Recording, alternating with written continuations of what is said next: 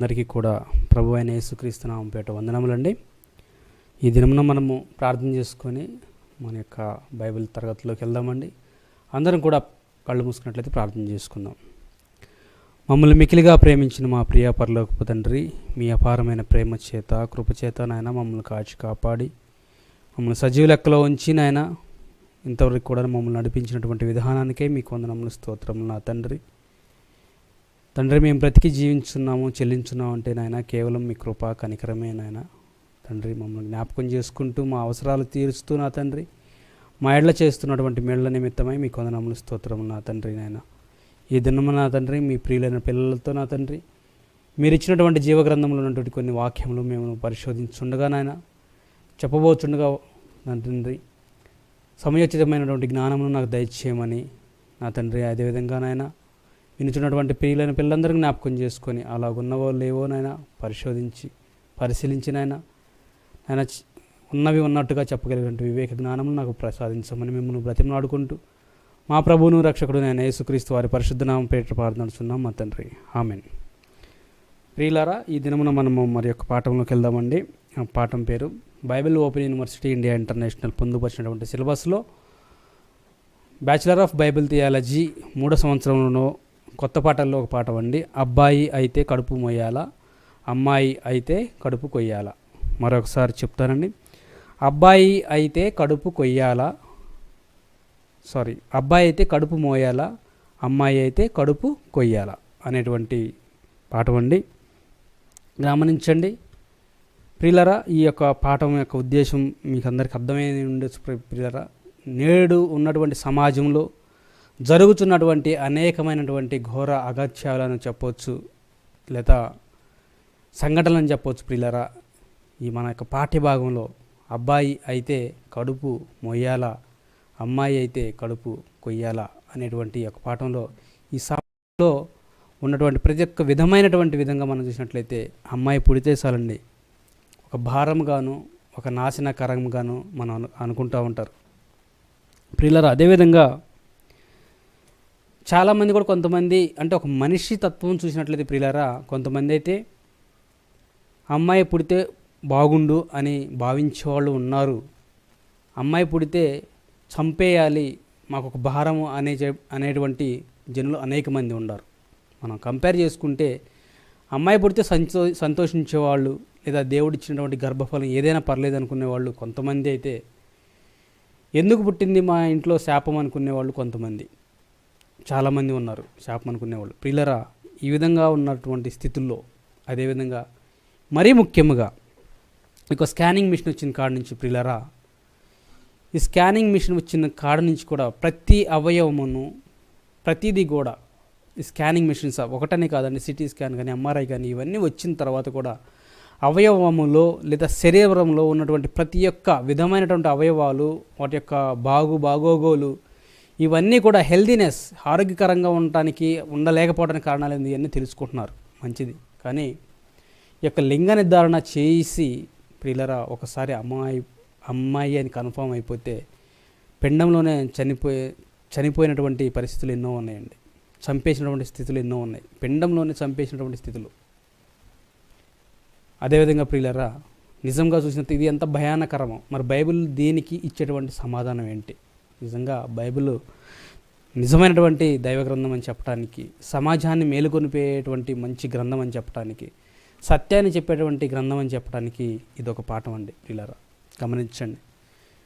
ఎందుకంటే ప్రియులరా మనం ఒక దేవుడి యొక్క సంకల్పం ఏంటో అర్థమైందైతే ప్రియులరా, అసలు అమ్మాయి యొక్క లేదా అబ్బాయి లేదా స్త్రీ పురుషుడు వీరి యొక్క ప్రాముఖ్యత ఏంటి, దేవుడు ఎందుకు ఏర్పరచుకున్నాడో అవి తెలిస్తే ప్రియులరా మనకు అసలు మూలం యొక్క అర్థం ఏంటో మనకు తెలిస్తే, దేవుడి యొక్క సంకల్పం ఏంటో మనకు తెలిస్తే మనకు తెలిసిపోతుంది. నిజంగా అమ్మాయిని తక్కువ చూపు చూడాలా, లేకపోతే అమ్మాయిని సమానంగా చూడాలా, అమ్మాయిని ఎక్కువగా తలంచుకోవాలా, లేదా సమానంగా చూడాలా, ఇవన్నీ కూడా బైబిల్లో రాసి ఉంచారండి మన నిమిత్తం.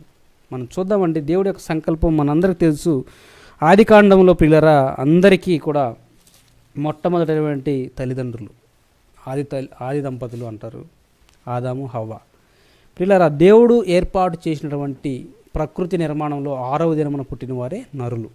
మొదటిగా ఆదాము పుట్టారు. ఆదాము ఏ విధంగా పుట్టారు? అంటే నరుణ్ణి నేలమంటితో నిర్మించుతాడు దేవుడు. నేలమంటితో నరుని నిర్మించి వాని యొక్క నాసికారంధ్రంలో జీవవాయువును ఊదగా నరుడు జీవాత్మ అయినని మన బైబిల్లో ఉంది, ఆదికాండం 1వ అధ్యాయంలో. ప్రియులారా, ఈ విధంగా మనం చూసినట్లయితే ఈ తారతమ్యం లేదా దేవుడు ఏర్పాటు చేసుకున్నటువంటి ఆదాము ఏ విధంగా సృష్టింపబడ్డాడో తర్వాత హవ్వను చేసే విధం చూస్తే పిల్లరా ఒక ప్రకటనకు తీశాడు. అదే కదండి, మనం చూడండి.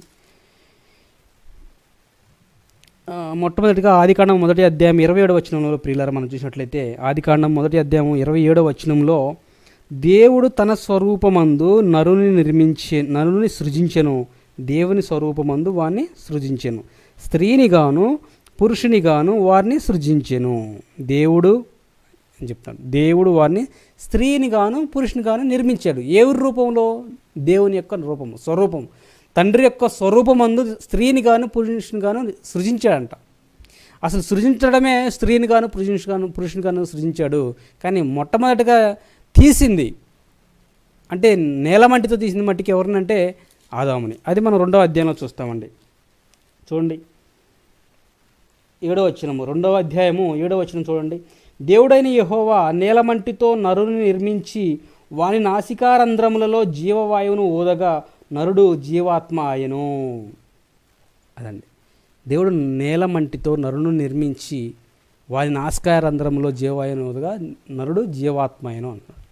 కనుక ఈ నరులు అనగానే ఆదాము ఉండారు, హవ్వ ఉండారు. నరుని అంటే స్త్రీని గాను పురుషుని గాను ఇద్దరిని చేశాడు. కానీ మొదటగా చేసింది ఆదాముని, నేలమంటితో నరుని నిర్మించి అని ఉన్నది.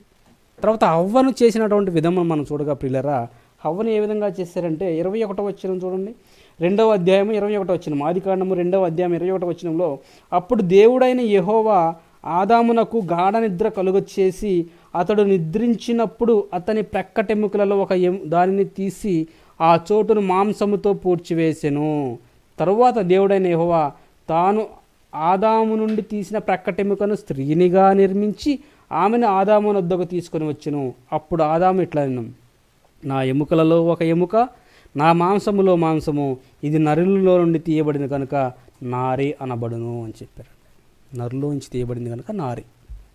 కనుక ఆదాము యొక్క ప్రక్కటెముకల్లో తీసేసి దేవుడు ఆ ప్రక్కటెముకని ఒక స్త్రీనిగా నిర్మించి ఆదాము ముందుకు తీసుకురావడం జరిగింది. అదవుతున్నాడు. కనుక మరి వీరిద్దరిని చేయటానికి కారణం ఏంటి? అదే కదా మన యొక్క అర్థం చేసుకున్నటువంటి విధంలో దేవుడు వీరిద్దరిని కలిగించడానికి ఒక కారణం ఉందండి. దేవుడు తనకు పిల్లలు కావాలి, తన చిత్తము చొప్పున భూమిని నిండించాలి అనేదండి. భూమిని నిండించాలి అని చెప్పాడు. చూడండి అదే అధ్యాయం 1వ అధ్యాయం 28వ వచనం చూసినట్లయితే మనకు తెలుస్తుందండి. దేవుడు నరుని సృజించిన తర్వాత వెంటనే సృజించిన తర్వాత ఎందుకు సృజించాడో కూడా చెప్పేశాడండి. దేవుడు ఆదాముని హవ్వని లేదా నరుల్ని సృజించిన తర్వాత ఎందుకు చేశాడు, ఎందుకు కావాలనుకున్నాడో, తన స్వరూపమందు చేసిన తండ్రి ఎందుకు కావాలనుకున్నాడో చెప్తున్నాడండి. 28వ వచనము, దేవుడు వారిని ఆశీర్వదించెను, ఎట్లనగా మీరు ఫలించి అభివృద్ధి పొంది విస్తరించి భూమిని నిండించి దానిని లోపరుచుకునుడి, సముద్రపు చేపలను ఆకాశ పక్షులను భూమి మీద ప్రాకు ప్రతి జీవిని ఏలుడని మీతో చెప్పుచున్నాను. దేవుడు ఏర్పాటు చేసుకున్నటువంటి వారికి ఇచ్చినటువంటి ఒక భాగ్యం, ధన్యత అనొచ్చు. వారిని ఆశీర్వదించాడు. ఆశీర్వదించి ఏం చెప్తున్నా అంటే మీరు ఫలించి అభివృద్ధి పొంది విస్తరించండి అని చెప్తున్నాడండి. ఫలించి అభివృద్ధి పొంది విస్తరించమంటున్నాడు. ఫలించటం, అభివృద్ధి పొందడం, విస్తరించడం అంటే ఏంటి? తన కొరకు పిల్లల్ని కలాలనే కదా. ఫలించండి అభివృద్ధి పొందడం అంటే ఫలం అంటే ఏంటి?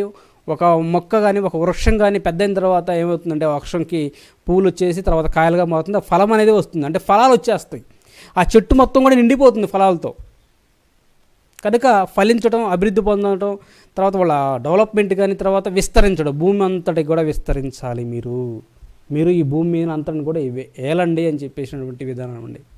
దేవుడు ఏర్పాటు చేసుకున్నది అంటే మొట్టమొదటిగా అదేనండి. అంటే మీరు ఫలించండి, అభివృద్ధి పొందండి, విస్తరించండి. అంటే పిల్లలకు కావాలనే కోరిక ఉంది కాబట్టి తండ్రికి వారిని తన స్వరూపం ముందు కలుగు చేసి తన నిమిత్తం కలుగు చేసుకున్నాడండి. కొత్త నిబంధనకు వచ్చేసరికి అదే చెప్తాడు, సత్క్రియలు చేయడానికి దేవుడు మనల్ని ఏర్పరచుకున్నాడు. అదే మనకి ఎఫెసీలో రాసినటువంటి మొదటి పత్రిక 1వ అధ్యాయము 4 నుంచి 6 వచనాలు మనకు తెలుస్తుంది. ఎట్లనగా తాను తన ప్రియయందు అని ఉండిస్తాను. ఒకసారి చూడండి, మనకు అర్థమవుతుంది. ఎఫెసీయులకు రాసినటువంటి పత్రిక 1వ అధ్యాయము 4-6 వచనాలండి. ఎఫెసీయులకు రాసినటువంటి మొదటి పత్రిక 1వ అధ్యాయము 4 నుంచి చదువుతుందండి. ఎట్లనగా తన ప్రియుని యందు తాను ఉచితముగా మనకు అనుగ్రహించిన తన కృపామహిమకు కీర్తి కలుగునట్లు తన చిత్త ప్రకారమైన దయా సంకల్పము చొప్పున యేసుక్రీస్తు ద్వారా తనకు కుమారులనుగా సేకరించుటకై మనలను ముందుగా తన కోసం నిర్ణయించుకొని మనము తన ఎదుట పరిశుద్ధులమును నిర్దోషులమునై ఉండవలనని జగత్పునాది వేయబడక మునిపే ప్రేమ చేత ఆయన క్రీస్తులో మనలను ఏర్పరచుకొనెను. ఇదండి కారణం కూడా ఇది. కొత్త నిబంధనకు వచ్చి పరిపూర్ణం అయిపోయింది. అక్కడ ఫలించండి, అభివృద్ధి పొందండి, విస్తరించండి అని చెప్పేశారు. అసలు నిజంగా యేసుక్రీస్తు వచ్చిన తర్వాత మనల్ని పరిశుద్ధులుగాను నిర్దోషులుగాను క్రీస్తు ద్వారా మనల్ని ఏర్పరచుకున్నాడు. క్రీస్తు ద్వారా, అదే కదండి, యేసుక్రీస్తు ద్వారా తనకు కుమారులుగా స్వీకరించుటకై మనం పరిశుద్ధులము నిర్దోషులుగా ఉండటానికి. ఇదండి దాని యొక్క చిత్తం. కనుక తన చిత్తము, తన దేవుని యొక్క దయా సంకల్పం అట్లా ఉంది.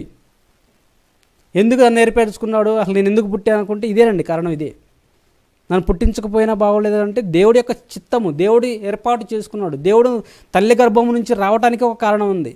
మానవుడు కారణ జన్ముడు కనుక ఇలా దేవుని యొక్క దయా సంకల్పం చొప్పునే వీరిద్దరిని కలుగజేశాడు. నరులందరూ కూడా వచ్చేసారు. అర్థమవుతుందండి. నరులందరూ కూడా రావడానికి కారణం ఏంటంటే తన యొక్క దయా సంకల్పం అండి. తనకు పిల్లలు కావాలనుకున్నాడు. చూద్దామండి, ఇంక ముందుకెళ్దాం. మనకి వెళ్తేనండి ఇప్పుడు చూడండి, మత్తయి సువార్త మనకు అర్థమవుతుందండి. తర్వాత మత్తయి సువార్తలకు వెళ్ళిన తర్వాత మనకి అసలు స్త్రీ గురించి, పురుషుల గురించి మనకు అర్థమవుతుందండి. మత్తయి సువార్త 1వ అధ్యాయం 2వ వచనంలో మనకి ఒక చక్కటి అవగాహన వస్తుంది. చూడండి, మత్తయి సువార్త 1వ అధ్యాయం మనందరూ చేసిన 1వ అధ్యాయం 1 నుంచి చదివినా పర్లేదు. అబ్రహాము కుమారుడు దావీదు కుమారుడైన యేసుక్రీస్తు వంశావళి.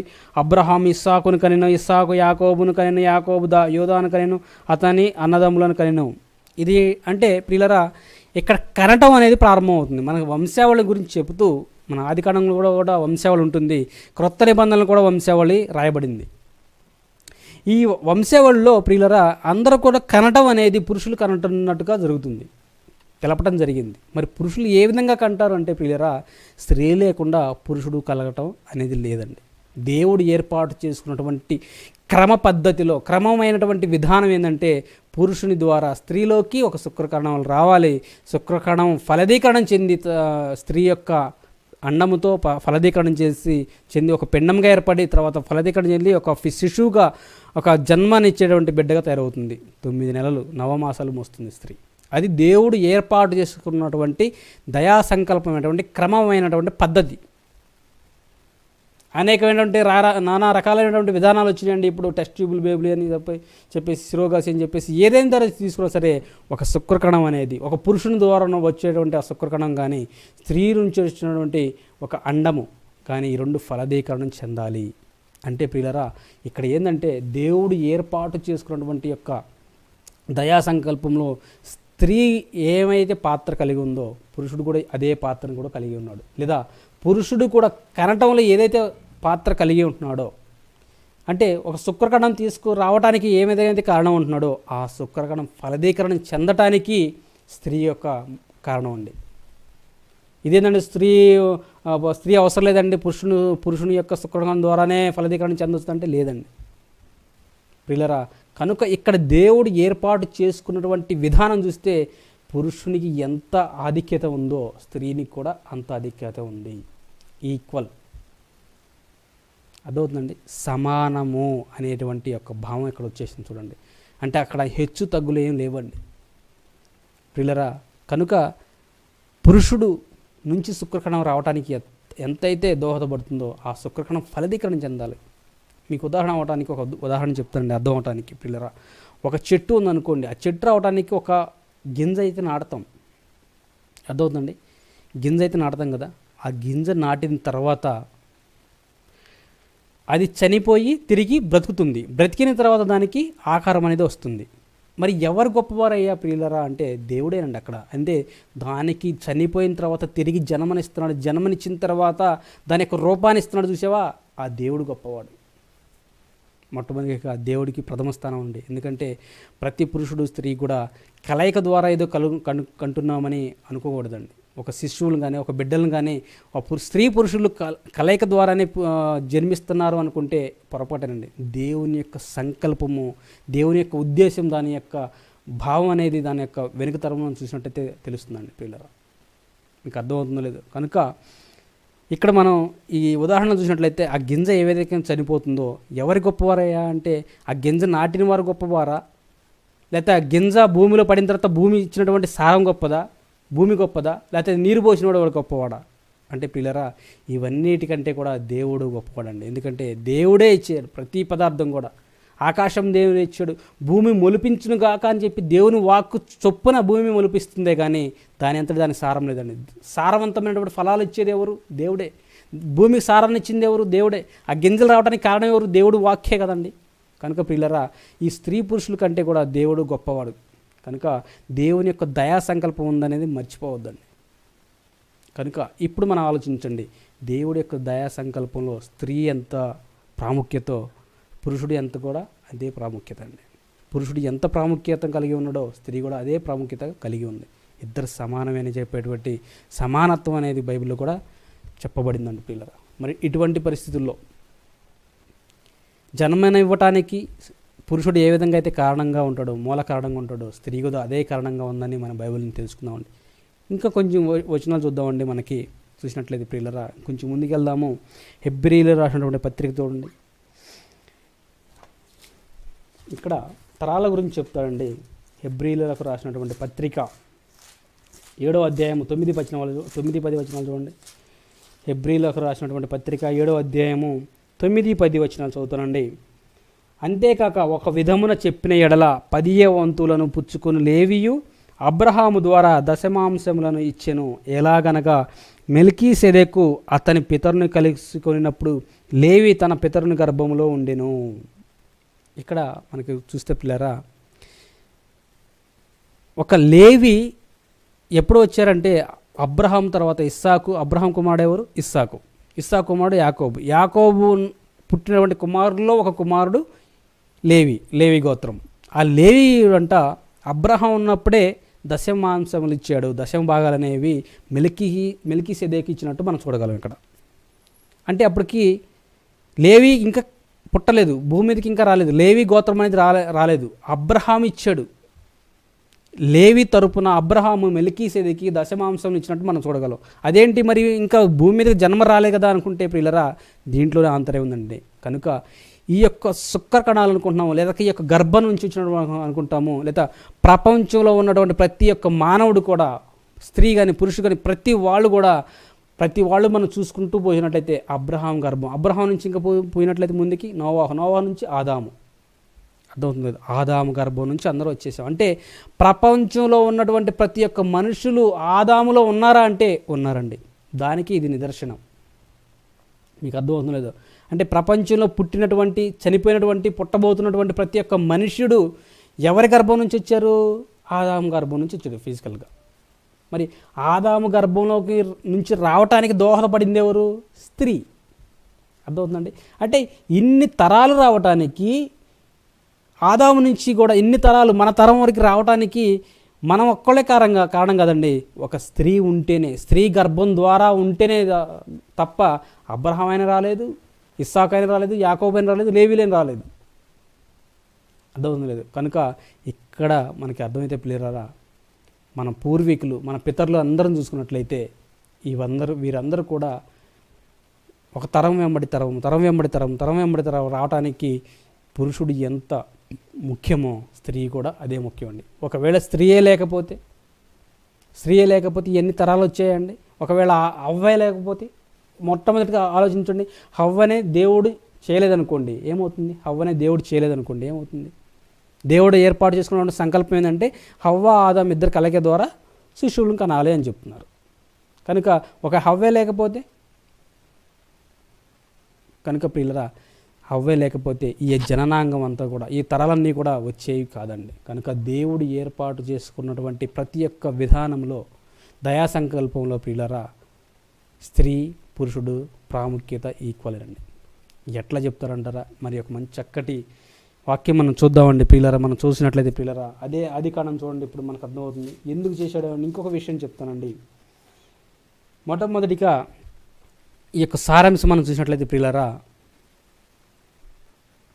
దేవుడు ఏర్పాటు చేసుకున్నటువంటి విధంలో దయా సంకల్పం స్త్రీ పురుషులు ఎందుకు చేసుకున్నారంటే ఫలించడానికి, అభివృద్ధి పొందడానికి, అదేవిధంగా భూమి మీద విస్తరించడానికి అని చెప్పుకున్నాం. తన యొక్క దయా సంకల్పం చెప్పున తన కొరకు పిల్లలు కావాలనుకున్నాడు కాబట్టి. మరి స్త్రీ యొక్క విధానం చూసినట్లయితే ప్రియులారా, స్త్రీని ఆదాముకి ఎందుకు ఇచ్చాడు అని చూసినట్లయితే ఒక చక్కటి మాట బైబిల్లో రాయబడిందండి. మనం చూసినట్లయితే ప్రియులారా చూడండి,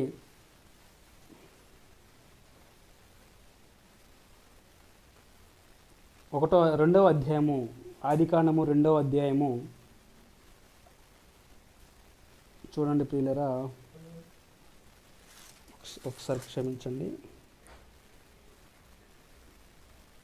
ఆదికాండం 2వ అధ్యాయము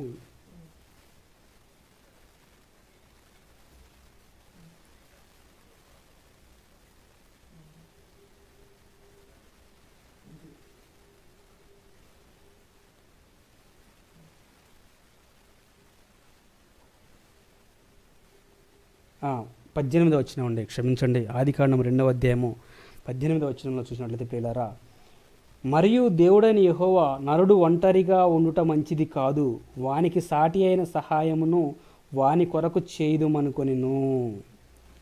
అదండి, నరుడు ఒంటరిగా ఉండుటకు మంచిది కాదు, నరుడు ఒంటరిగా ఉండుట మంచిది కాదు, వానికి సాటి అయిన సహాయము చేయటానికి అనుకున్నాడంట. కనుక సాటి అయిన అంటే ఈక్వల్, సహాయము అంటే ఆదాముకి నరునికి సాటి అయినటువంటి సహాయం కావాలి కాబట్టి హవ్వని ఏర్పరచుకున్నాడండి. ఇదొక మంచి చక్కటి భావం అండి, దేవుని యొక్క దయా సంకల్పం. మరి ఒకసారి చదువుతుందండి 18వ. మరియు దేవుడైన యెహోవా నరుడు ఒంటరిగా ఉండుట మంచిది కాదు, వానికి సాటి అయిన సహాయంను వాని కొరకు చేదును అనుకొనెను. దేవుడైన యెహోవా ప్రతి భూజంతువును ప్రతి ఆకాశ పక్షిని నేల నుండి నిర్మించి ఆదాము వాటికి ఏ పేరు పెట్టునో చూచుటకు అతని యొద్దకు వాటిని రప్పించెను. జీవము గల ప్రతిదానికి ఆదాము ఏ పేరు పెట్టెనో ఆ పేరు దానికి కలిగెను. ఇంకా చూడండి 20వ వచనం, అప్పుడు ఆదాము సమస్త పశువులకును ఆకాశ పక్షులకును సమస్త భూజంతువులకును పేర్లు పెట్టెను. అయినను ఆదామునకు సాటి అయిన సహాయం అతనికి లేకపోయెను. అప్పుడు దేవుడైన యెహోవా ఆదామునకు గాఢ నిద్ర కలుగజేసి అతడు నిద్రించినప్పుడు ప్రక్కటెముకలు ఒకదాన్ని తీసేసి అన్నాడు. కనుక ఆదాముకి సాటి అయినటువంటి సహాయం, ఈక్వల్, సాటి అయినటువంటి అంటే తనతో పాటు తనకి యొక్క సమానంగా ఉండటానికి సహాయం కొరకు అవ్వని ఏర్పాటు చేసుకున్నాడు, స్త్రీని ఏర్పాటు చేసుకున్నాడు. ప్రియులారా, ఇక్కడ మనం చూసినట్లయితే దేవుని యొక్క కృపావరంలో స్త్రీలు కూడా పాలిభాగస్తులు. దేవుని యొక్క కృపావరంలో స్త్రీలు కూడా పాలిభాగస్తులు.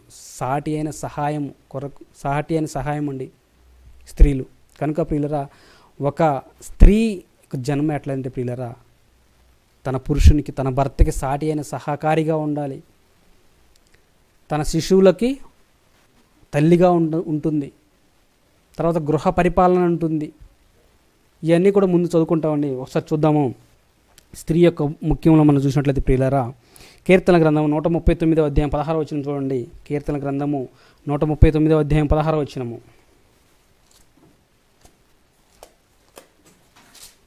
కీర్తన గ్రంథము 139వ అధ్యాయము 16వ వచనం అండి. నేను పిండమునై ఉండగా నీ కన్నులు నన్ను చూచెను, నియమింపబడిన దినములలో ఒకటైన రాకమునిపే నా దినములనియు నీ గ్రంథంలో లిఖితములాయను చెప్తున్నాండి. నేను పిండమునై ఉండగా నీ కన్నులు నన్ను చూసెను. ఇంకా చూసినట్లయితే ప్రియులారా 15వ వచనం, నేను రహస్యమందు పుట్టిన నాడు, భూమి యొక్క అగాధ స్థలములలో విచిత్రముగా నిర్మింపబడిన నాడు నాకు కలిగిన ఎముకలను నీకు మరుగై ఉండలేదు. నేను పిండమునై ఉండగా నీ కన్నులు నన్ను చూచెను అన్నాడు. కనుక ప్రియులారా, ఇక్కడ మనకి దేవుని యొక్క ఉద్దేశం ఇంకా లోతులోకి వెళ్తే అర్థమవుతుందండి. మనము పిండమునై ఉండగానే, మనం అందరం కూడా పిండమునై ఉండగానే దేవుని యొక్క కన్నులు మనకు చూశాయంట. అర్థమవుతుందండి. దేవుని యొక్క కన్నులు చూశాయి. ఎందుకు చూశాయి? దేవుని యొక్క కన్నులు ఎందుకు చూశాయని చెప్పండి. దేవుడు ఎందుకు కన్నులు చేశాయంటే ఇంకా చెప్తున్నాడు. దానికి ముందు వాక్యం చదువుకున్నాము, నాకు కలిగిన ఎముకలు నీకు మరుగై ఉండలేదు. తర్వాత దినముల లెక్క 16వ వచనం చివరిలో, నా దినములన్నీ నీ గ్రంథంలో లిఖితములాయెను, నియమింపబడిన దినములలో ఒకటైన కాక మునిపే నా దినములన్నీ నీ గ్రంథములో లిఖితములాయెను. అంటే దేవుడు ఏర్పాటు చేసుకున్నటువంటి దినాలున్నాయి. ఆ దినములలో ఒక దినము కాకమునిపే తన యొక్క గ్రంథంలో రాసుకున్నాడు. ఏ విధంగా పిండం రూపొందుతున్నదో, ఎటువంటి కన్నులు ఇవ్వాలో, ఎటువంటి అవయవాలు ఇవ్వాలో, ఇవన్నీ కూడా దేవుడు తన హస్తాలతో ప్రియులరా మనందరిని కలుగు చేశాడండి. అందుకే ఆశ్చర్యం అది. అందుకే ఆశ్చర్యం అండి. అది ఆశ్చర్యం ఎందుకు అవుతుందో చూస్తారా? కీర్తన గ్రంథం 139 16 చదువుకున్నాం కదా. నీ కన్నులు అంటే దేవుని యొక్క కన్నులు మనల్ని చూసాయంట. అందుకే మనకి యోబు గారు కూడా చెప్తారండి కీర్తన గ్రంథంలో, క్షమించండి, కీర్తన గ్రంథం 139 14 చూసినట్లయితే ప్రియులరా మనకు చాలా విధమైన మంచి సంగతులు చెప్తుందండి. కీర్తన గ్రంథం 139 14, నీవు నన్ను కలుగు చేసిన విధము చూడగా భయమును ఆశ్చర్యమును పుట్టుచున్నవి, అందును బట్టి నేను నీకు కృతజ్ఞతాస్తులు చెల్లించున్నాను. నీవు నన్ను కలుగు చేసిన విధము చూడగా భయమును ఆశ్చర్యమును నాకు పుట్టుచున్నవి. అంటే ఇక్కడ చూడండి, దేవుడు మనల్ని కలుగు చేసినటువంటి విధము చూడగా భయము ఆశ్చర్యము పుట్టుచున్నాయంట. అట్లా అని చెప్పేసి ఏ విధంగా చూశాడు, ఏ రూపంలో ఉన్నప్పుడు దేవుడు చూశారయ్యా అంటే, దేవుడు చూసినప్పుడు ఏ విధంగా ఉందంటే, దేవుడు మనం పిండమునై ఉండగానే మనల్ని చూశాడు. ఆ విధంగా దేవుడు చూశాడు కాబట్టి దేవుడు ఏమనే ఒక సమాచారం ఇచ్చాడంటే, పిండమునై ఉండగానే కన్నులు చూస్తాయి అని చెప్పారండి. నిజంగా ఈ వాక్యమునే అంటే ఈ యొక్క భావం తీసుకున్నట్లయితే ఇప్పుడు కూడా స్కానింగ్ మిషన్స్ వచ్చేసినాయి. అంటే పిండమునై ఉండగానే, పిండముగా ఉండగానే ఈ స్కానింగ్ మిషన్స్ చూడగలుగుతున్నాయి. ఎందుకు చూసిన తర్వాత ఏం చేయాలి మరి? దేవుడు ఏం చేశాడు? పిండమునై ఉండగానే దేవుడు ఏం చేశాడంటే, దేవుడు ఏమనుకున్నాడంటే, నేను ఈ రూపం ఇవ్వాలి, ఈ యొక్క అవయవాలు ఈ విధంగా రూపొందుతూ ఉండాలి, తర్వాత వారికి దినములు లెక్కించాలి అని చెప్పేసి తన గ్రంథంలో రాసుకున్నాడు. అంటే దేవుని యొక్క దయా సంకల్పం ఎట్లుందంటే మంచి చేసేటువంటి విధంగా ఉందండి నరులకి. అదేవిధంగా దావీదు చెబుతూ బహు ఆశ్చర్యమును కలుగుతుంది అంటున్నాడు. నీవు నన్ను కలుగు చేసినటువంటి విధము చూడగా బహు ఆశ్చర్యమును కలుగుతున్నది, భయము ఆశ్చర్యము అంటున్నది చెప్తున్నాడు. కనుక అవి చూసి ఆశ్చర్యపడాలి. అంటే దేవుడు నిజంగా ఉన్నాడా, దేవుడు మనకే అవయవాలు ఇస్తున్నాడా అంటే, పిండము చూసిన తర్వాత మనం ఏమనుకోవాలంటే దేవుడు ఉన్నాడు, దేవుడే అవయవాలు కలిగేస్తున్నాడు, నిజంగా ఇవన్నీ కూడా దేవుని చిత్తము ద్వారానే జరుగుతున్నాయని చెప్పేసి గమనించడానికి మనం స్కానింగ్ తీసుకోవాలి తప్ప పిల్లరా, స్కానింగ్ తీసిన తర్వాత ఏమనుకోవాలంటే, తీసిన తర్వాత ఒకవేళ లింగ నిర్ధారణ జరిగిందనుకోండి, చంపేయడానికి మాత్రం కాదండి. దేవుడు చంపేయమన్నాడా అండి? దేవుడు ఏర్పాటు తన యొక్క దయా సంకల్పం ఏ విధంగా అంటే సమానంగా ఉండాలి. కనుక ప్రియులరా, ఎప్పుడైతే ఈ మిషన్స్లో మన యొక్క తల్లి గర్భంలో ఉన్నటువంటి ప్రతి ఒక్క శిశువు ఏ విధంగా ఉన్నా సరే అవయవములను చూసినప్పుడు దేవుడు ఉన్నాడు అని నమ్మాలి. దేవుడు నా గర్భంలో నా కొరకు పిల్లల్ని జన్మిస్తూ ఉన్నాడు, నా కొరకే తన యొక్క నా బిడ్డకి అవయవాలను రూపొందిస్తున్నాడు, ఇంత ఆశ్చర్యం కలుగుతుందని చెప్పేసి దేవుడిని మహిమపరచాలి, దేవుని కొరకు బిడ్డలను పెంచాలి అనేటువంటి ఆలోచనలు కలిగి ఉండాలని జ్ఞాపకం చేశాడే తప్ప, ఒకవేళ స్కానింగ్ తీసిన తర్వాత కానీ ఇవన్నీ కూడా ప్రియులరా, స్కానింగ్ తీసిన తర్వాత చంపేయడానికి మాత్రం పూనుకోకండి. అది చంపేస్తే దేవుడు శిక్షిస్తాడండి. ఎప్పటికైనా ఆ శిక్ష అనేది పోదు. దేవుడు ఏర్పాటు చేసుకున్నటువంటి యొక్క తన దయా సంకల్పంలో పుట్టేటువంటి ప్రతి ఒక్క బిడ్డ కూడా దేవుడి చిత్త ప్రకారంగానే పుడుతున్నారండి. కనుక ప్రియులరా, జ్ఞాపకం చేసుకోండి. కనుక యొక్క అబ్బాయి అయితే కడుపు మొయ్యాలా, అమ్మాయి అయితే కడుపు కొయ్యాలా అనేటువంటి యొక్క పాఠంలో స్త్రీ యొక్క అదేవిధంగా పురుషుని యొక్క సమానత్వం గురించి మనం చూసుకున్నాము. కనటంలో అంటే దేవుని కొరకు పిల్లల కనటంలో స్త్రీ ఎంత ప్రాముఖ్యతమో అదేవిధంగా పురుషుడు కూడా అంతే ప్రాముఖ్యం అని మనం తెలుసుకున్నాము. అదేవిధంగా దేవుని యొక్క దయా సంకల్పం చొప్పున మనము పిండమునై ఉండగానే దేవుడు ఏ విధంగా చూశాడో ఆ పిండముగా ఉన్నప్పుడు మనం ఏమనుకోవాలంటే దేవుని మహిమపరిచే విధంగా దేవుడు ఉన్నాడని నమ్మాలి అని చెప్పేసి దేవుడు జ్ఞాపకం చేస్తున్నాడండి. ఇవి తెలుసుకున్నాం. మరి ఇంకా కొంచెం ముందుకెళ్దామండి. నిజంగా స్త్రీ గురించి మనం తెలుసుకుందాము. అదే కీర్తన గ్రంథం 127:3 చూడండి. కీర్తన గ్రంథము 127:3 వచనంలో ప్రియులరా, 127 అధ్యాయము 3వ వచనంలో చూసినట్లయితే ఒక చక్కటి మాట మనతో రాయబడిందండి. 127 కీర్తన గ్రంథం 127 అధ్యాయము 3వ వచనము. కుమారులు యెహోవా అనుగ్రహించు స్వాస్థ్యము, గర్భఫలము ఆయన ఇచ్చు బహుమానమే. యవ్వన కాలమందు పుట్టిన కుమారులు బలవంతుని చేతిలోని బాణముల వంటి వారు. వారితో తన అమ్ముల పొది నింపుకొని వాడు ధన్యుడు. అట్టివారు సిగ్గుపడక గుమ్మములో తన విరోధులతో వాదించుదురు. ప్రియులరా, ఇక్కడ దేవుడు ఇస్తున్నటువంటి గర్భఫలం అండి. కుమారులు యెహోవాను గ్రహించు స్వాస్థ్యము, గర్భఫలము ఆయన ఇచ్చు బహుమానమే. నిజంగా దేవుడు ఒక బహుమానాన్ని మన గర్భములో పెట్టుతున్నాడంటే ఎంత ధన్యులో ఆలోచించండి. అర్థమవుతుందో లేదో. దేవుడు గర్భఫలాన్ని, అంటే కుమారులు యెహోవా ఇచ్చు స్వాస్థ్యం అని చెప్తూ గర్భఫలము దేవుడిచ్చు బహుమానం, దేవుడిచ్చేటువంటి బహుమానమును మనము త్రోసిపుచ్చుతున్నామండి. దేవుడిచ్చే బహుమానాన్ని మనం ఎంత జాగ్రత్తగా చూసుకోవాలి. దేవుడు నాకు ఏమి ఇవ్వలేదండి, దేవుడు నాకు ఏమి ఇవ్వలేదు అనుకుంటున్నారా? ఆది నుంచి, సృష్టి ఆరంభం నుంచి మనకు కావాల్సినటువంటి ప్రతి వస్తువుని కూడా ఆకాశంలో చేసినటువంటి దేవుడు చివరికి తన గర్భమందు, మన గర్భమందు, తన స్వరూపమందు ఉన్నారు. నేను ఉండాను, మీరు నమ్మండి, మీ గర్భమందు కూడా తన స్వరూపమందు మీ పోలిక చొప్పున నేను కుమారులను మీకు ఇస్తున్నాను, ప్రతి శిశువుని మీ కొరకు పుట్టిస్తున్నానని చెప్పేసి ఒక బహుమానంగా మనకి ఇస్తున్నప్పుడు దేవుని మహిమపరచాలే కానీ ప్రియులరా, ఆ బహుమానాన్ని తృణీకరించకూడదండి.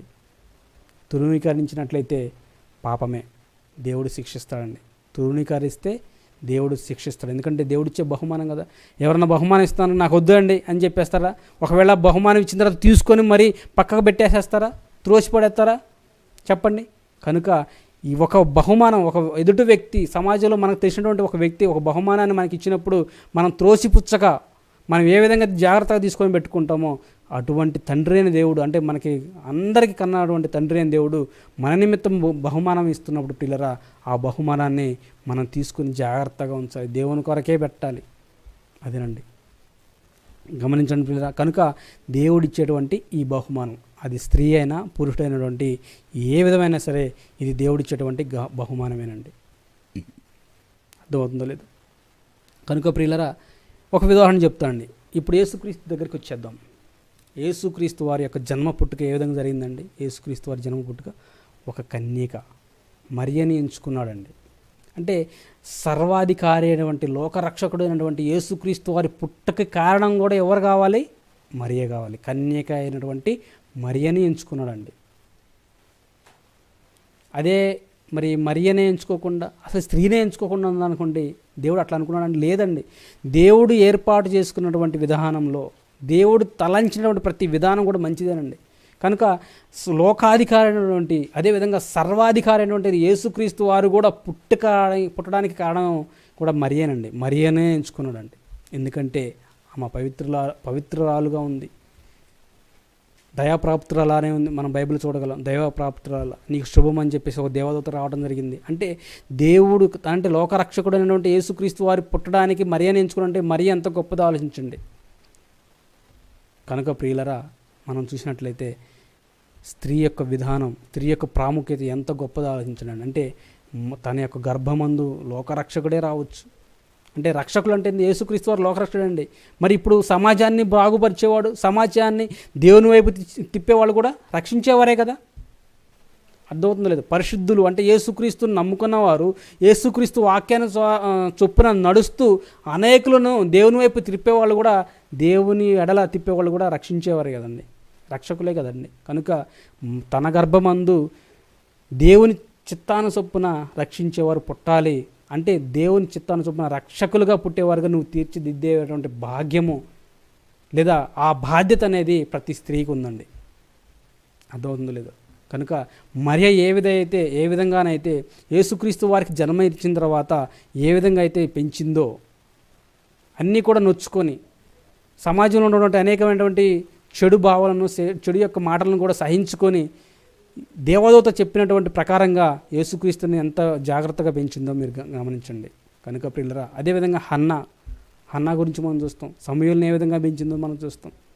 ఈ విధంగా మనం చూసుకుంటూ ప్రియులరా, చాలామంది స్త్రీలు కూడా ప్రియులరా దేవుని కొరకు తమ బిడ్డలను ఒక దేవుని సైన్యంగానే పెంచారండి. కనుక స్త్రీకి ఇవ్వబడినటువంటి ఒక బాధ్యత ఏంటంటే దేవుడిచ్చేటువంటి బహుమానాన్ని దేవుని కొరకే పెంచాలండి. అర్థమవుతుంది, దేవుని కొరకే పెంచాలి. ఇంకొక మాట చూద్దామండి. 1 తిమోతికి రాసిన పత్రిక 2వ అధ్యాయం 15వ వచనము.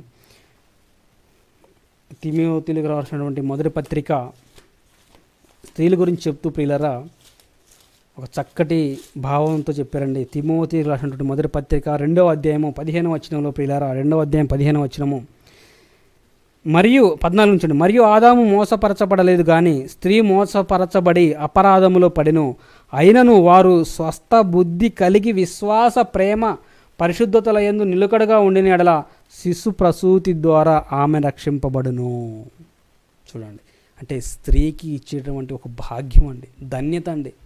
ఏ విధంగా ఉంటేనంటే స్త్రీ మోసం అయినను వారు స్వస్థ బుద్ధి కలిగి, అంటే స్త్రీలు స్వస్థ బుద్ధి కలిగి విశ్వాసము ప్రేమ పరిశుద్ధతల యందు నిలుకడగా ఉండిన ఎడల శిశు ప్రసూతి ద్వారా ఆమె రక్షింపబడును.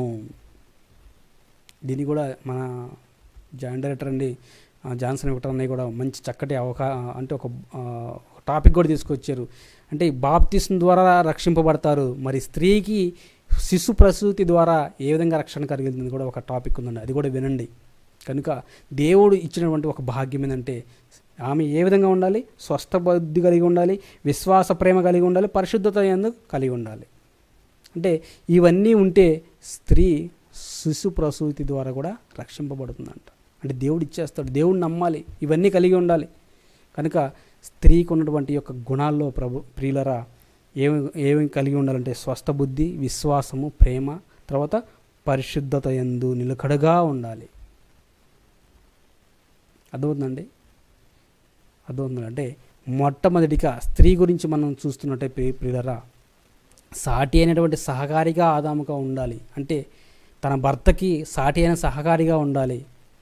తర్వాత స్వస్థ బుద్ధిది, అదేవిధంగా విశ్వాసము ప్రేమ పరిశుద్ధతను కలిగి ఉండాలి.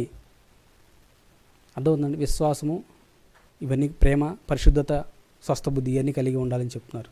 తర్వాత దేవుడిచ్చినటువంటి బహుమానాన్ని దేవుని కొరకు పెంచాలటువంటి బాధ్యత ఉంది.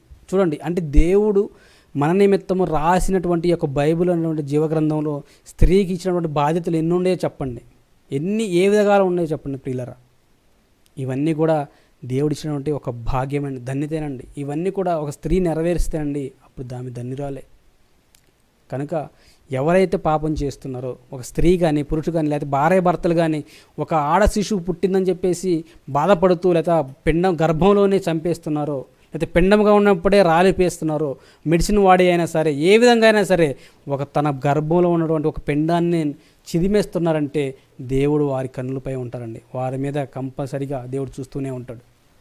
నేను ఇచ్చేటువంటి బహుమానాన్ని వాళ్ళు తృణీకరిస్తున్నారు, నేను పెంచుతాను అంటే నేను ఇచ్చేటువంటి వాళ్ళకి బహుమానం, వాళ్ళని ఆశీర్వదించేసి వాళ్ళని రక్షించేసి అటువంటి ఒక బహుమానాన్ని వాళ్ళకి ఇస్తున్నప్పుడు వాళ్ళు తృణీకరిస్తున్నారు కాబట్టి దేవుడు కోపడతాడండి. కనుక స్త్రీనిగా ఉన్నటువంటి శిశువులన్నీ చంపేటువంటి పరిస్థితుల్లోకి మీరు వెళ్ళకండి. దేవుడు ఏర్పాటు చేసుకున్నటువంటి యొక్క సంకల్పంలో ఈ విధమైనటువంటి ఒక భావనతో తన యొక్క చిత్తానుసారంగా ఎన్ని బాధ్యతలు ఇచ్చి ఉన్నాడో మీరు గమనించవలసిందిగా కోరుచున్నాను ప్రియులరా. ఇంకొక వాక్యం చూద్దామండి. అదే తిమోతి రాసినటువంటి మొదటి పత్రిక 5వ అధ్యాయము 14వ వచనమండి. 5వ అధ్యాయం 14 వచ్చింది. ఏం చెప్తున్నా చూడండి. కాబట్టి యవ్వన స్త్రీలు వివాహము చేసుకొని పిల్లలు కానీ గృహ పరిపాలన జరిగించుచు నిందించుటకు విరోధికి అవకాశం ఇవ్వకుండా వలనని కోరుచున్నాను. స్త్రీలకు చెప్తున్నటువంటి మాట అండి. కాబట్టి యవ్వనైనటువంటి స్త్రీలు చూడండి అండి, ఇక్కడ పైన మనం 5వ అధ్యాయం నుంచి చూసినట్లయితే విధవరాండ్ర గురించి చెబుతున్నాడండి. విధవరాండ్ర గురించి చెబుతూ కిందకు వచ్చేలకి యవ్వన స్త్రీల గురించి కూడా చెప్తాడండి. అదే సందర్భం యవ్వన 11వ వచనం చదువుతాం చూడండి. 5వ అధ్యాయం 11వ వచనం. యవ్వనస్తులైన విధవరాండ్రను లెక్కలో చేర్చుకోనవద్దని చెప్పి వారు క్రీస్తునకు విరోధముగా నిరంకుశులైనప్పుడు తమ మొదటి విశ్వాసమును వదులుకొని రన్నను తీర్పు పొందిన వారై పెండ్లాడగోరుదురు అని, అది విధవరాండ్ర గురించి అండి.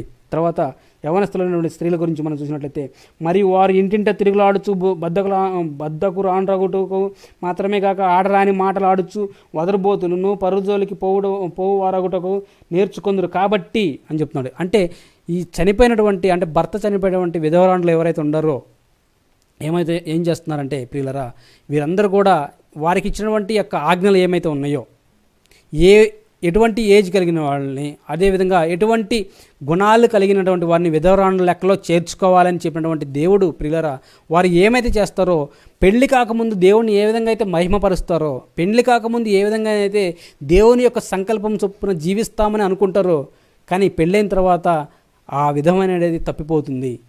ఒకవేళ తప్పిపోయిన తర్వాత, పెళ్ళైన తర్వాత, దేవుడిని విడిచిపెట్టిన తర్వాత, ఒకవేళ భర్త చనిపోయాడు అనుకోండి, అప్పుడు ఏం చేస్తారంటే వాళ్ళు కూడా యవ్వనస్తులైనటువంటి విధవరాండ్ర గురించి చెప్తున్నాడు. యవ్వనస్తులైన విధవరాండ్ర ఏం చేస్తారంటే మరి యొక్క పెండ్లాండ్ల గోరుదురు, అంటే దేవుణ్ణి మర్చిపోయి దేవుని యొక్క విశ్వాసం చొప్పున, వాక్యం చొప్పున జీవించకుండా దేవుని పక్కన పెట్టేసేసి ఏమంటారంటే వదరబోతులు కానీ ఇంటింటి తిరుగుతూ ఇవన్నీ కూడా చెడు వ్యసనాలకు అలవాటు అవుతారు. కాబట్టి మీరైతే ఏం చేయాలని చెప్తున్నారండి యవ్వనస్తులైనటువంటి స్త్రీలకి. ఇది సందర్భం. యవ్వనస్తులైనటువంటి స్త్రీలకు ఇప్పుడు చెప్తున్నా చూడండి.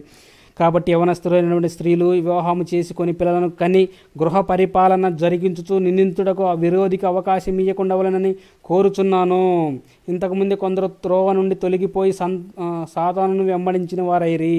విశ్వాసులైన ఏ స్త్రీ ఏంటైనను విధవరాండ్రుండులైన ఎడల సంఘము నిజముగా అనాథలైన విధవరాండ్రకు సహాయం చేయుటకే దాని మీద భారం లేకుండా ఆమెయే వీరికి సహాయం చేయవలెను. కాబట్టి ప్రియులారా, విరోధికి అవకాశం ఇవ్వకూడదు. అదే కానీ చెప్తుంటే విరోధికి అవకాశము ఇవ్వకూడదు. విరోధికి అంటే నిందించేటువంటి విరోధికి అవకాశం ఇవ్వకుండా యవ్వనస్తులైనటువంటి స్త్రీలు వివాహం చేసుకొని పిల్లలకని గృహ పరిపాలన జరిగించాలి. ఇదండి దేవుడు స్త్రీకి ఇచ్చినటువంటి మరొక బాధ్యత. అర్థమవుతుంది. యవ్వనస్తులైనటువంటి స్త్రీలు వివాహం చేసుకొని పిల్లలను కన్నీ ఏం చేయాలి? గృహ పరిపాలన చేయాలి. ఇవన్నీ చేస్తేనండి అసలు స్త్రీ యొక్క విధానం ఏంటో, స్త్రీ యొక్క ప్రాముఖ్యత ఏంటో, కుటుంబంలో స్త్రీ యొక్క ప్రాముఖ్యత ఎంత విలువైనదో కూడా అర్థమవుతుందండి పిల్లరా. దేవుడు ఏర్పాటు చేసుకున్నటువంటి సంకల్పంలో ఎంత ప్రాముఖ్యమైనదో మీకు అర్థం అవ్వాలి. కనుక పురుషుడు ఏ విధంగానైతే ఉంటాడో స్త్రీ కూడా అదే విధమైనటువంటి సమానత్వంలో ఉంటుందండి. ఇంకోసారి చదువుతానండి. ఇక్కడ మనం చూసినట్లయితే ప్రియుల అపోస్తుల కార్యములు చూడండి. అపోస్తుల కార్యములు 9వ అధ్యాయము. అపోస్తుల కార్యములు 9వ అధ్యాయంలో ఒక స్త్రీ గురించి చెప్తుందండి. తబిత అనేటువంటి స్త్రీ గురించి చూడండి. అపోస్తుల కార్యములు 9వ అధ్యాయము 36 నుంచి 41 వచనాలండి. అపోస్తుల కార్యములు 9వ అధ్యాయము 36వ వచనం నుంచి చదవండి. మరి యొప్పేలో తబిత అను ఒక శిష్యురాలు ఉండెను. ఆమెకు భాషాంతరమున దొరక అని పేరు. ఆమె సత్క్రియలను ధర్మకార్యములను బహుగా చేసి ఉండెను. ఆ దినములందాయమ కాయిలా పడి చనిపోగా వారు శవము కడిగి మేడగదిలో పరుండబెట్టరి. ఇదండి సందర్భం. అంటే పేతురు గారు ఈ యొక్క యొప్పేలో తబిత అనే ఒక శిష్యురాలు ఉంటుంది. ఆ శిష్యురాలు ఏ విధమైనటువంటి కార్యక్రమాలు చేసింది చూడండి. సత్క్రియలు అంటే సత్య సంబంధమైనటువంటి క్రియలు, ధర్మకార్యములు బహుగా చేసి ఉందంట. ఆ విధంగా చేసి చనిపోయిన తర్వాత అప్పుడు పేతురు గారు వచ్చేసి ఆమెను లేపుతాడండి. చూడండి, అదే సందర్భం. 39 వచ్చిన పేతురు లేచి వారితో కూడా వెళ్ళి అక్కడ చేరినప్పుడు వారు మేడగదిలోనికి అతన్ని తీసుకొని వచ్చి విధవరానందరూ వచ్చి ఏడ్చుచు దొరక తమతో కూడా ఉన్నప్పుడు కుట్టిన అంగీలను వస్త్రమును చూపుచు అతని ఎదుట నిలిచిరి. పేతురు అందరిని వెలుపలికి పంపి మోగాళ్ళను ప్రార్థన చేసి శవం వైపు తిరిగి తబిత లెమ్మని అనగా కన్నులు తెరచి ఆమె పేతురును చూచి లేచి కూర్చుండును. అతడు ఆమెకు చెయ్యి ఇచ్చి లేవనెత్తి పరిశుద్ధులను విధవరాండ్రను పిలిచి ఆమెను సజీవురాలుగా వారికి అప్పగించెను. అంటే ఇక్కడ ఎందుకు లేబడిందంటే, అంటే కొత్త నిబంధన కాలంలో పేతురు గారు జీవించేటువంటి కాలంలో ఆమె ధర్మకార్యములు సత్క్రియలు చేసింది కనుకనే పేతురు గారి ద్వారా అంటే దేవుడు ఆమెను చనిపోయినా కూడా తిరిగి లేపాడండి. అంటే ఈమె చేసినటువంటి క్రియలు చూడండి. అంటే ఒక స్త్రీకి ఉన్నటువంటి బాధ్యత, ఒక స్త్రీకి ఉన్నటువంటి ప్రాముఖ్యత గురించి చెబుతూ ఈ విషయాలు చెప్తున్నానండి. ఆమె చేసినటువంటి సత్క్రియలు, అదేవిధంగా ఏం చెప్తుందంటే ఆమె చేసినటువంటి ధర్మకార్యము, సత్క్రియలు ధర్మకార్యములు చేయవలసినటువంటి బాధ్యత కూడా స్త్రీల మీదకి ఉందండి. సత్క్రియలు ధర్మకార్యములు, తర్వాత గృహ పరిపాలన జరిగించాలి, పిల్లలను కనేసి సాటి అయిన సహకారిగా ఉండాలి. ఇంకా ఏమంటారంటే దేవుని కృపావరంలో స్త్రీలు పాలిభాగస్తులుగా ఉండాలి పురుషులతో. కనుక ప్రియులారా, ఇవన్నీ కూడా స్త్రీకి దేవుడిచ్చినటువంటి బాధ్యతలు లేదా ధన్యతలు అని చెప్పొచ్చండి. కనుక ఇంకొకసారి చూద్దామండి. కొరింథీయులకు మొదటి పత్రిక 7వ అధ్యాయం 34 వచనము. కొరింథీయులకు రాసిన మొదటి పత్రిక 7వ అధ్యాయము 34 వచనము. 7:34 చదువుతానండి. అటువలనే పెండ్లి కాని స్త్రీయు కన్యకయు తాము శరీరమందును ఆత్మయందును పవిత్రులై ఉండుటకు ప్రభు విషయమైన కార్యములను గురించి చింతించుదురు. కానీ పెండ్లి అయినది భర్తను ఎలాగూ సంతోషపెట్టగలనని లోక విషయమైన వాటిని గురించి చింతించుతున్నది. మీకు ఉరివడ్డవలనని కాదు, కానీ మీరు యోగ్య ప్రవర్తనులై తొందర ఏమీ లేక ప్రభువు సన్నిధానం వర్తులై ఉండవలని ఇది మీ ప్రయోజనము నిమిత్తమే చెప్పుచున్నాను అండి. ఇందాక చెప్పిన విధంగా పౌలు గారు చక్కగా ప్రియులరా యవ్వనస్తులైన స్త్రీలు ఒకవేళ పెళ్ళి అయిపోతే లోకానుసారంగా ఆలోచిస్తారు. పెండ్లి గారు వారైతే గురించి చెప్తున్నారండి. చూడండి, అటువలనే పెండ్లి కాని స్త్రీయు కన్నికయు తాము శరీరమందు ఆత్మయందును పవిత్రులై ఉండుటకు ప్రభువు విషయమైన కార్యముల గురించి చింతిస్తారంట. అది వారి యొక్క స్థితులకి దేవుడు అప్పగిస్తాను. అంటే మీరు పెళ్లి చేసుకునే ఉంటారా? పెళ్లి చేసుకుంటే ఇటువంటి బాధ్యతలు ఉంటాయి, ఇటువంటి ఇంకేమంటారు దేవుని యొక్క ధన్యతలు ఉంటాయి. ప్రసూతి అనేది వస్తుంది, లేకపోతే దేవుడు ఇస్తాడు ఒక బహుమానం అన్నీ, ఇవన్నీ ఉండే కదండి. గృహ పరిపాలన జరిగించాలి, సత్క్రియలు అనేవి కూడా అన్నింటి చేయాలి. కనుక ఒకవేళ పెళ్లి కాని స్త్రీలు అయితే ఎవరు ఉంటారో వాళ్ళ యొక్క ఆలోచన చెప్తుందండి. అంటే పెళ్లి కానటువంటి వారు, పెళ్లి చేసుకున్నటువంటి వారు ఎవరైతే ఉన్నారో, లేదా భర్త చనిపోయినటువంటి వారు ఎవరైతే ఉన్నారో ప్రియులరా, వారు దేని గురించి ఆలోచించాలో దేవుడు బైబిల్ నందు రాయబడినటువంటి ఒక చక్కటి మాట అండి. అటువలనే పెళ్లి కాని స్త్రీయు కన్యకయు తాము శరీరమందును ఆత్మయందును పవిత్రులై ఉండుటకు ప్రభు విషయమై కార్యముల గురించి చింతింతురు కానీ అని చెప్పాడు. మళ్ళీ పెండ్లైందైతే దేవుడిని ప్రక్క పెట్టేస్తారని చెప్తున్నాడు. కనుక పిల్లరా, స్త్రీకి ఇచ్చినటువంటి ప్రాముఖ్యత, బాధ్యత చాలా ఉన్నాయండి బైబిల్లో. కనుక ఈ విధముగా ఉన్నటువంటి దయా సంకల్పం చొప్పున ఉన్నటువంటి స్త్రీకి ఉన్నటువంటి బాధ్యతను తిరస్కరించి ఒకవేళ మీ గర్భాన్న స్త్రీ పుడితే లేదా ఒక ఆడపిల్ల జన్మనిస్తుందని తెలిసినప్పుడు మీరు ఒకవేళ చంపేశారనుకోండి, దేవుడిచ్చేటువంటి ఆ బాధ్యతలో లేదా ఆ బహుమానంలో మీరు పాలిభాగస్తులు కాకుండా శాపగ్రస్తులు అవుతారండి. ఇది గమనించాలని కోరుతున్నాండి. చివరిగా ఒక వాక్యం చదువుకొని ముగిస్తానండి. ఫిలిప్పీ రాసినటువంటి పత్రిక 4వ అధ్యాయము, ఫిలిప్పీలకు రాసినటువంటి పత్రిక 4వ అధ్యాయం 3వ వచనమండి. 4వ అధ్యాయం 3వ వచనము. అవును నిజమైన సహకారి, చూడండి ఇక్కడ, అవును నిజమైన సహకారి ఆ స్త్రీలు క్లెమెంతుతోనూ నా ఇతర సహకారులతోనూ సువార్త పనిలో నాతో కూడా ప్రయాసపడిన వారు కనుక వారికి సహాయము చేయమని నిన్ను వేడుకొనుచున్నాను. ఆ సహకారుల పేర్లు జీవగ్రంథమందు వ్రాయబడి ఉన్నవి. చూడండి, నిజమైన సహకారి గురించి చెప్తున్నా అండి. అవును నిజమైన సహకారి అని చెప్తూ చూడండి, ఆ స్త్రీలు క్లెమెంతుతోనూ నా ఇతర సహకారులతోనూ స్వార్థ పనిలో నాతో కూడా ప్రయాసపడిన వారు కనుక వారికి సహాయము చేయమని నిన్ను వేడుకొనుచున్నాను. ఆ సహకారుల పేర్లు జీవగ్రంథం మందు రాయబడి ఉన్నాయి. నిజమైన సహకారులు ఏ విధంగా అయితే స్వార్థ పనిలో సహకారులుగా ఉంటారో, ఆ సహకారిగా ఉన్నటువంటి నిజమైన సహకారికి ఎవరైతే సహాయం చేశారో పిల్లరా, ఆ సహాయం చేసిన వారి పేర్లు కూడా జీవగ్రంథంలో ఉన్నాయని చెప్తున్నారండి. చూడండి ఎంత గొప్ప భాగ్యం అని చెప్పండి పిల్లరా. కనుక అంటే సువార్త పనిలో సహాయం చేసేవారుగా పాలిభాగస్తులుగా ఉన్నటువంటి అదృష్టము లేదా దేవుడిచ్చినటువంటి ఒక బాధ్యత అనేది స్త్రీలకు ఇచ్చినటువంటి విధంగా మనం చూడగలమండి. నిజమైన సహకారి అంటే సాటి అయిన సహకారి అని మన ఆదాం గురించి తెలుసుకున్నాం కదా, ఇక్కడ కూడా నిజమైన సహకారి గురించి చెబుతూ సువార్త పనిలో పాలిభాగస్తులుగా సహాయం చేసేటువంటి స్త్రీలుగా ఉండాలని చెప్తున్నాడు దేవుడు. పిల్లరా, ఇవన్నీ అంటే ఇప్పటివరకు చదువుకున్నటువంటి సందర్భాలు కానీ వాక్యములు కానీ మనం చూసినట్లయితే ప్రియులారా, దేవుడు చెప్పినటువంటి విషయం ఏంటంటే, దేవుడు ఏర్పాటు చేసుకున్న దయా సంకల్పంలో వాళ్ళు స్త్రీని గాను పురుషుని గాను ఏర్పాటు చేసుకున్నాడండి. సమానంగా ఏర్పాటు చేసుకున్నాడు. స్త్రీని సాటి అయిన సహాయం కొరకుగా ఏర్పాటు చేసుకున్నాడు. తన భర్తకి సువార్త పనిలో పాలిభాగస్తులుగా ఉండాలని, కృపావారంలో పాలిభాగస్తులుగా ఉండాలని చెప్పుకున్నాడు. అదేవిధంగా పెళ్ళైన వారి గురించి అయితే పిల్లలను కనేసి తర్వాత గృహ పరిపాలన చేయాలని చెప్తున్నాడు. సువార్త పనిలో పాలిభాగస్తులుగా ఉండాలని చెప్తున్నాడు. ప్రియులరా, ఇవన్నీ కూడా స్త్రీకి ఇచ్చినటువంటి భాగ్యము, బాధ్యతలండి. ఇవన్నిటి మర్చిపోయేసి ఏదో ఒక పురుషునితో శయనించినప్పుడు పుట్టినటువంటి పిల్లలను ఆడపిల్లని తెలిసింది కూడా చంపేశారనుకోండి, చాలా తప్పండి ప్రియులరా. ఇవన్నీ కూడా దేవునికి వ్యతిరేకమైనటువంటి క్రియలను చెప్పేసి మీరు గ్రహించేసి ఇకనైనా సరే ఒకవేళ అబ్బాయి పుడితే కడుపు మొయ్యాలని చెప్పేసి నవమాసాలు కానీ ఉండేసి అబ్బాయిని పెంచిన, ఒకవేళ అమ్మాయి పుట్టిందని చెప్పేసి గర్భంలోనే చెప్పేసి ఆపరేషన్ చేయించో లేకపోతే మందులు వాడేసి చెప్పేసి ఆ అమ్మాయిని చంపేశారనుకోండి, అది దేవుడు మిమ్మల్ని క్షమించండి. అది దేవుడిచ్చే బహుమానం. ఏ బహుమానమైనా సరే మీరు తప్పక స్వీకరించి దేవుని కొరకు పెంచాలని చెప్పేసి దేవుడి యొక్క ఉద్దేశం అండి. తన కొరకు పిల్లల్ని కనేసి భూమిని నిండించాలి, తన కొరకే బ్రతికించాలి, ఆ బహుమానాన్ని దేవుడి కొరకే ఉపయోగించాలండి. కనుక ఈ విషయాలు మేము జ్ఞాపకం చేస్తూ ఎవరైనా సమానమే అని చెప్పేసి బైబిల్ చెప్తుందని మీరు గ్రహించాలని కోరుకుంటూ ముగిస్తున్నానండి. అందరూ కాళ్ళు మూసుకున్నట్లయితే ప్రార్థన చేసుకొని ముగించుకుందాం. పరిశుద్ధుడు, ప్రేమ కలిగినటువంటి తండ్రి, నాయనా మీకు వందనములు, స్తోత్రములు నా తండ్రి. మీరు ఇచ్చినటువంటి జీవగ్రంథంలో నాయన తండ్రి కొన్ని విషయాలైనా స్త్రీకి పురుషుడికి నాయన, అదేవిధంగా స్త్రీకి ఇచ్చినటువంటి గొప్ప ధన్యతలు బాధ్యతల గురించి మేము తెలుసుకున్నాం నా తండ్రి. ఒకవేళ తండ్రి వారు మీరిచ్చినటువంటి గర్భఫలాన్ని తృణీకరించి అమ్మాయి అయితే నా తండ్రి చిదిమేసి చంపేస్తే ప్రభా మీరు కోపడతారని, గర్భఫలాన్ని ధిక్కరిస్తున్నారని చెప్పేసి తెలిపి ఉన్నారు నాయన. అదేవిధంగా సాటి అయిన సహకారిగా ఉండాలని తెలిపి ఉన్నారు నా తండ్రి.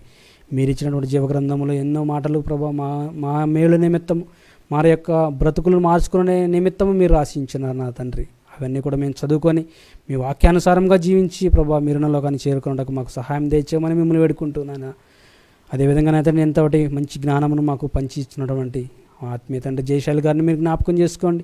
ఆయుష్ను ఆరోగ్యం దయచేయమని ప్రభా, వారి కుటుంబాన్ని జ్ఞాపకం చేసుకోమని, అనేకమైనటువంటి సంగతులు మాకు తెలియజేయమని మిమ్మల్ని బ్రతిమలాడుకుంటూ, అదేవిధంగా నా తండ్రి కర్ణాటక ప్రాంతంలో ఉన్నటువంటి ప్రతి ఒక్క బిడ్డను, సంఘంలో ఉన్న ప్రతి ఒక్క బిడ్డను జ్ఞాపకం చేసుకోమని ప్రభా, ప్రిన్సిపాల్లను, వైస్ ప్రిన్సిపాల్ను, అదేవిధంగా కోఆర్డినేటర్లను తండ్రి జయబారిశీలను జ్ఞాపకం చేసుకోమని, వారి యొక్క పరిచయను జ్ఞాపకం చేసుకోమని ప్రభా, మేమందరం కూడా కలిసి ఏ ఐకమత్యముతోనైనా ముందుకు మీ సువార్త భారాన్ని కలిగి ప్రభా ముందుకు తీసుకెళ్ళటకు మాకు సహాయం తెచ్చేయమని, ఇటువంటి అవకాశం ఇస్తూ ప్రభా మమ్మల్ని ముందుకు నడిపిస్తున్నటువంటి రామాని జ్ఞాపకం చేసుకోమని, వారి కుటుంబాన్ని, వారి పరిచయాన్ని జ్ఞాపకం చేసుకోమని మిమ్మల్ని బ్రతిమలాడుకుంటూ మంచి ఆయుష్ను ఆరోగ్యం దయచేసి నాయన అనేకమైనటువంటి సంగతులు మీ యొక్క స్వార్థ భారం కలిగి ముందు సాగేటువంటి బిడ్డగా తీర్చిదిద్దామని మిమ్మల్ని వేడుకుంటూ మా ప్రభువును రక్షకుడైన యేసుక్రీస్తు వారి పరిశుద్ధ నామం పేట ప్రార్థిస్తున్నాం మా తండ్రి.